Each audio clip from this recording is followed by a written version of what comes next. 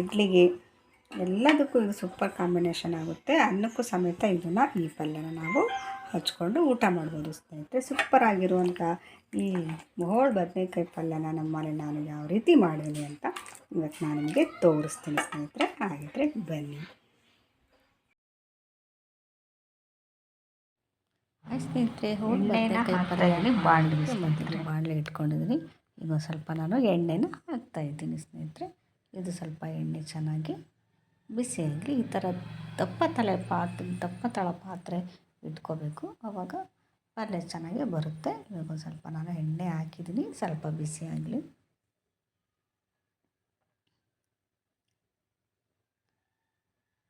ಇದಕ್ಕೆ ಸ್ವಲ್ಪ ನಾನು ಈರುಳ್ಳಿನ ಹಾಕ್ತಾಯಿದ್ದೀನಿ ಸ್ನೇಹಿತರೆ.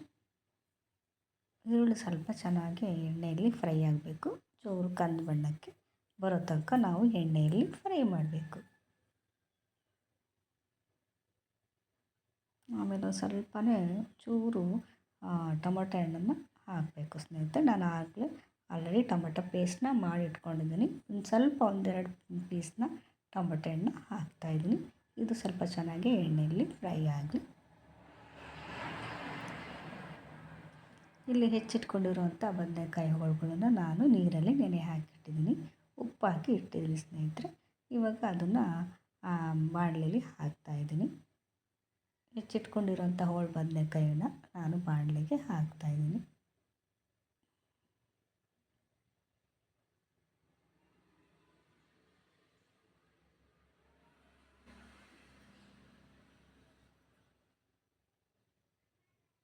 ಚೆನ್ನಾಗಿ ನಾವು ಕಲಿಸ್ಬಿಡಬೇಕು.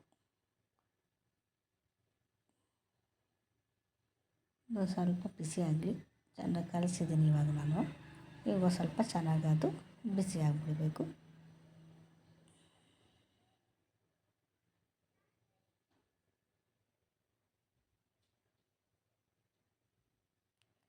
ಈ ಬದನೇಕಾಯಿಗಳು ಭಾಳ ಬೇಗ ಬೇಯುತ್ತೆ ಸ್ನೇಹಿತರೆ. ಜಾಸ್ತಿ ನಾವು ಬೇಯಿಸುವಂಥ ಅಗತ್ಯ ಇಲ್ಲ. ಅದು ಸ್ವಲ್ಪ ಒಗ್ಗರಣೆ ಕೊಡ್ತಿದ್ದಂಗೆ ಬೇಗ ಅದು ಬೆಂದ್ಬಿಡುತ್ತೆ. ಚೆನ್ನಾಗಿ ನಾನು ಕಲಿಸ್ತಾಯಿದ್ದೀನಿ.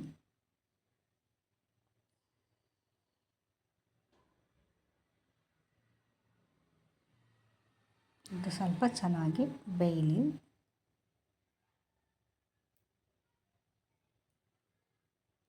ಈಗ ನೋಡಿ ಒಂದು ಸ್ವಲ್ಪ ಆಲ್ರೆಡಿ ಬೆಂದಿದೆ ನಮ್ಮ ಬದನೇಕಾಯಿ ಹೋಳು.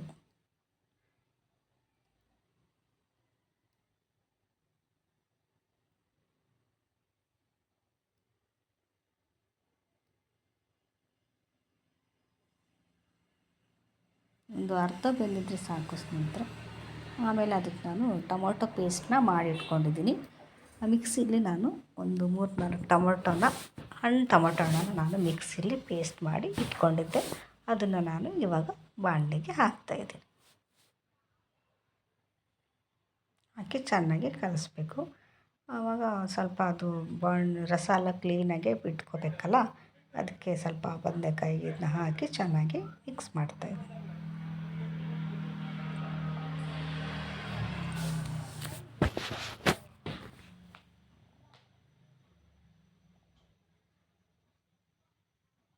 ಇದು ಸ್ವಲ್ಪ ಚೆನ್ನಾಗಿ ಬೇಯಲಿ.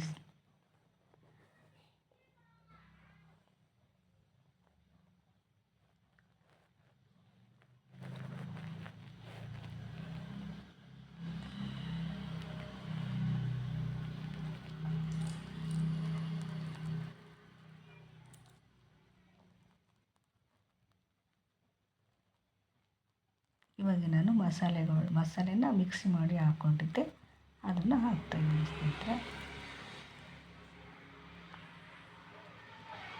ಕಾಯಿ, ಆಮೇಲೆ ಸಾಂಬಾರು ಪುಡಿ, ಖಾರದ ಪುಡಿ, ಒಂದು ಈರುಳ್ಳಿ ಹಾಕ್ಬಿಟ್ಟು ಇಷ್ಟು ನಾನು ಮಿಕ್ಸಿ ಮಾಡಿದ್ದೆ. ಆ ಮಸಾಲೆನ ನಾನಿವಾಗ ಬದನೇಕಾಯಿ ಪಲ್ಯಕ್ಕೆ ಹಾಕ್ತಾಯಿದ್ದೀನಿ. ಹಾಕಿ ಚೆನ್ನಾಗಿ ಕಲಿಸ್ಬಿಡಬೇಕು ಸ್ನೇಹಿತರೆ. ಇದು ಸ್ವಲ್ಪ ಚೆನ್ನಾಗಿ ಕಲಿಸಿದರೆ ಈ ಮಸಾಲೆ ವಾಸನೆ ಎಲ್ಲ ಹೋಗೋ ತನಕ ಒಂದು ಸ್ವಲ್ಪ ನಾವು ಚೆನ್ನಾಗಿ ಬೇಯಿಸಬೇಕು ಸ್ನೇಹಿತರೆ.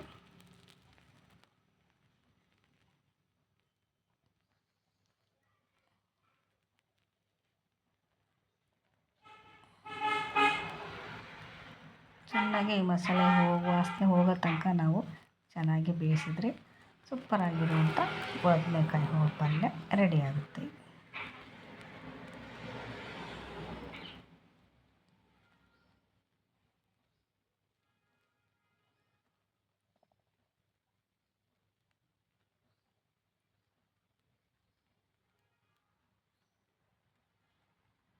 ಇದು ದೋಸೆಗೆ, ಚಪಾತಿಗೆ, ಪಲ್ಯಕ್ಕೆ ಎಲ್ಲದಕ್ಕೂ ಇದು ತುಂಬ ಒಳ್ಳೆ ಕಾಂಬಿನೇಷನ್ ಆಗಿರುತ್ತೆ. ಈ ಹೋಳು ಬದನೆಕಾಯಿ ಪಲ್ಯ ಅನ್ನಕ್ಕೂ ಸೂಪರಾಗಿ ಇರುತ್ತೆ ಸ್ನೇಹಿತರೆ.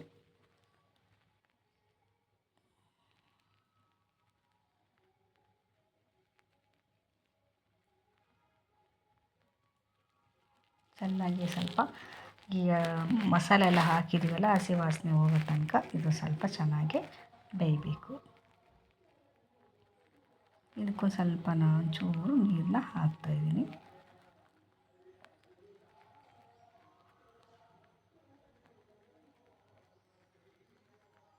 ಈಗ ಒಂಚೂರು ರುಚಿಗೆ ತಕ್ಕಷ್ಟು ಉಪ್ಪು ಹಾಕ್ತಾಯಿದ್ದೀನಿ.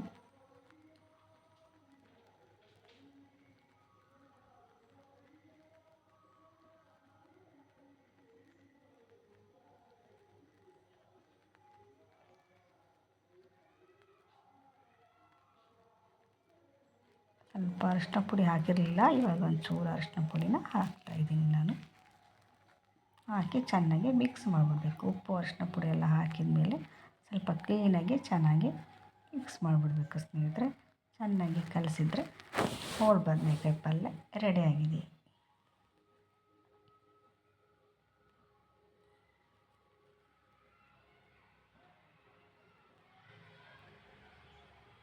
ಸ್ನೇಹಿತರೆ ನೋಡಿ, ನಮ್ಮ ಹೋಳು ಬದನೆಕಾಯಿ ಪಲ್ಯ ಈ ರೀತಿ ರೆಡಿಯಾಗಿದೆ.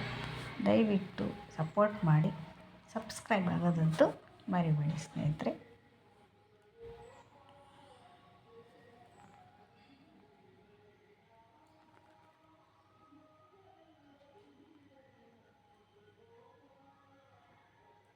ಸ್ವಲ್ಪ ನಾನು ನೀರನ್ನ ಹಾಕಿದ್ದೀನಿ, ಯಾಕಂದರೆ ಅದು ಮಸಾಲೆ ಎಲ್ಲ ಗಟ್ಟಿ ಆಗಿಬಿಡುತ್ತಲ್ಲ ನೀರೆಲ್ಲ ಇಂಗಿದ ಮೇಲೆ, ಅದಕ್ಕೆ ಸ್ವಲ್ಪ ತಡ ಆಗಲಿ ಅಂತ ಚೂರು ನಾನು ನೀರನ್ನ ಹಾಕ್ತಾಯಿದ್ದೀನಿ.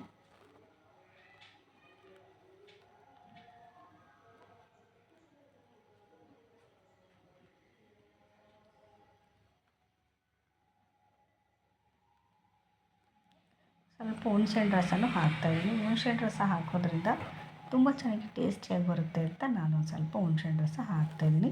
ಅದು ನಿಮ್ಮ ಇಷ್ಟ. ನಿಮಗೆ ಬೇಡ ಅಂತಂದರೆ ನೀವು ಹಾಕ್ಕೊಳ್ಳೋಕ್ಕೇನು ಹೋಗಬೇಡಿ. ಹುಣ್ಸೆಹಣ್ಣು ರಸ ಹಾಕೋದ್ರಿಂದ ಪಲ್ಯಕ್ಕೆ ಒಳ್ಳೆ ಟೇಸ್ಟ್ ಬರುತ್ತೆ. ಕೆಲವರು ಹಾಕೋಕ್ಕೆ ಇಷ್ಟಪಡೋದಿಲ್ಲ, ಟೊಮೊಟೊ ಹಣ್ಣು ಹಾಕಿರ್ತೀವಲ್ಲ ಅಂತ. ಆದರೆ ಇದು ಹುಣ್ಸೆಹಣ್ಣು ರಸ ಹಾಕೋದ್ರಿಂದ ತುಂಬ ಇನ್ನೂ ಚೆನ್ನಾಗಿ ಒಳ್ಳೆ ಟೇಸ್ಟಿಯಾಗಿ ಬರುತ್ತೆ. ಇದೆಲ್ಲ ಹಾಕಿದ ಮೇಲೆ ಚೆನ್ನಾಗಿ ನಾವು ಪಲ್ಯನ ಚೆನ್ನಾಗಿ ಒಂದು ಸ್ವಲ್ಪ ಹೊತ್ತು ಕುದಿಸ್ಬೇಕು. ಕುದಿಸೋದ್ರಿಂದ ತುಂಬ ಚೆನ್ನಾಗಿ ಟೇಸ್ಟಿಯಾಗಿ ಬರುತ್ತೆ ಸ್ನೇಹಿತರೆ. ಇದಕ್ಕೊಂದು ಸ್ವಲ್ಪ ನಾವು ಮುಚ್ಚಳನ ಮುಚ್ಚೋದ್ರಿಂದ ಬೇಗ ಅದು ಹೋಳು ಬದನೆಕಾಯಿಗಳೆಲ್ಲ ಬೇಗ ಬೆಂದು ಬಿಡುತ್ತೆ. ನಾವು ಮುಚ್ಚಳ ಮುಚ್ಚೋದ್ರಿಂದ ಸ್ವಲ್ಪ ಆದಷ್ಟು ಬೇಗ ಬೇಯುತ್ತೆ ಸ್ನೇಹಿತರೆ.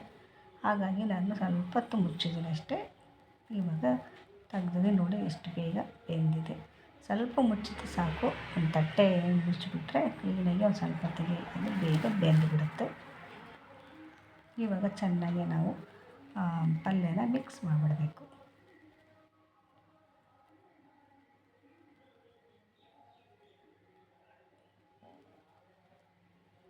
ನೋಡಿ ಸ್ನೇಹಿತರೆ, ನಮ್ಮ ಬದನೆಕಾಯಿ ಪಲ್ಯ ಈ ರೀತಿ ರೆಡಿಯಾಗಿದೆ. ನಮ್ಮ ಪಲ್ಯ ನಿಮಗೆ ಇಷ್ಟ ಆಗಲಿ ದಯವಿಟ್ಟು ಸಪೋರ್ಟ್ ಮಾಡಿ, ಸಬ್ಸ್ಕ್ರೈಬ್ ಆಗೋದಂತೂ ಮರಿಬೇಡಿ ಸ್ನೇಹಿತರೆ.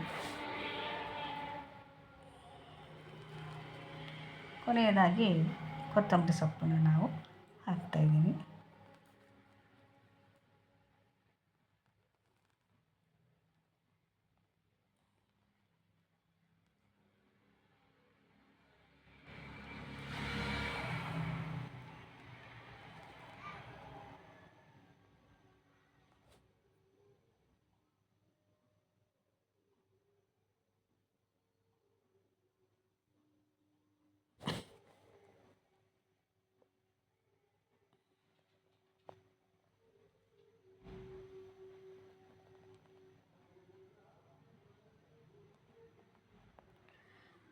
ಈ ಪಲ್ಯ ನಿಮಗೆ ಇಷ್ಟ ಆಗಿದೆ ಅಂತ ತಿಳ್ಕೊಂಡಿದ್ರಿ, ದಯವಿಟ್ಟು ಸಬ್ಸ್ಕ್ರೈಬ್ ಮಾಡಿ.